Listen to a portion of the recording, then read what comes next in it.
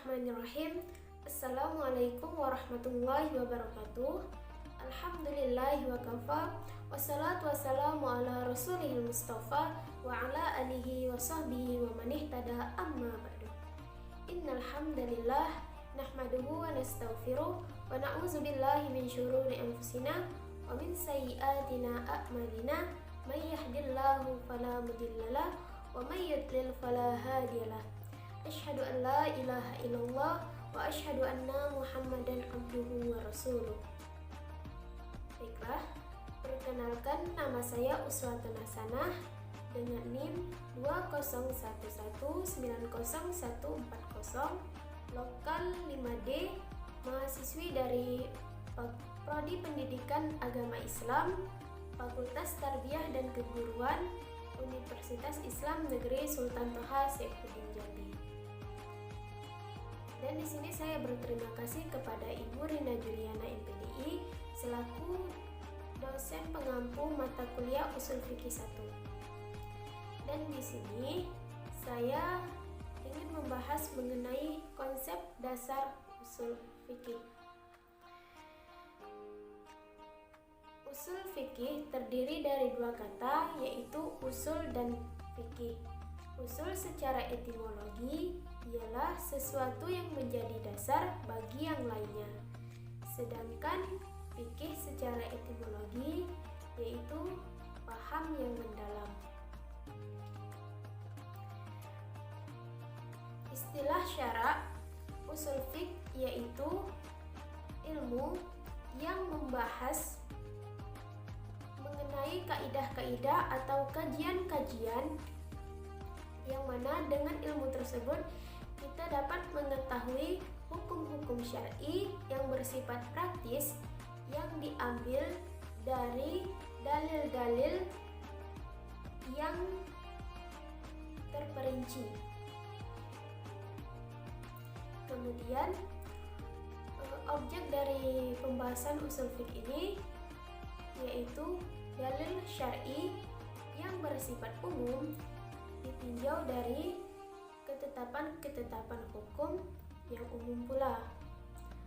Atau menurut Muhammad Al-Zuhaili yang menyatakan objek kajian usul fiqh yang membedakannya dari ilmu lain yaitu sumber hukum Islam atau dalil-dalil yang digunakan dalam menggali hukum syara, kemudian menceritakan jalan keluar dari dalil-dalil yang secara zahir dianggap bertentangan, baik melalui al-jami'u wa taufiq, tarjih, nas atau tasakut al-dalilah, kemudian pembahasan ijtihad, pembahasan tentang hukum syara, pembahasan tentang kaidah-kaidah yang digunakan dan cara menggunakannya.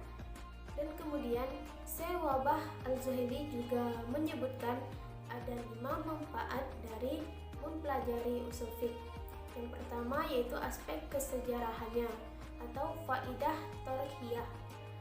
Dengan ilmu tersebut kita dapat mengetahui secara detail bagaimana metode-metode yang digunakan oleh para fuqaha dalam menggali hukum. Yang kedua yaitu aspek teori dan praktek atau faidah ilmiah wa amaliyah, yang mana dengan ilmu tersebut kita dapat pengetahuan tentang cara para mujtahid di dalam menghasilkan sebuah hukum.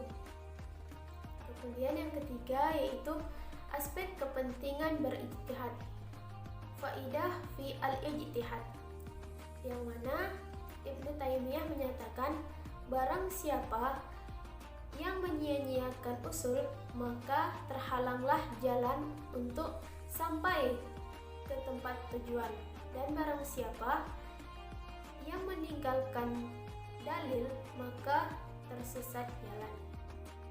Yang keempat yaitu aspek kepentingan kajian perbandingan atau faidah dirasah muqaranah. Bagi para peneliti hukum, memilih pendapat yang paling cocok dari sekian banyak pendapat harus diawali dengan penelusuran terhadap sumber dan dalil pemikiran masing-masing pendapat. Kemudian yang kelima yaitu aspek nilai-nilai religius, faidah diniyah. Diharapkan dapat menumbuhkan keyakinan yang mantap akan kebenaran syariat agama Islam. Agama Islam yang benar-benar rahmatan lil alamin, solihun li kulli zaman wa makan, sehingga terdorong keyakinan, keikhlasan dan kemantapan hati. Mungkin cukup itu dari saya. Apabila ada salah, saya mohon maaf. Assalamualaikum warahmatullahi wabarakatuh.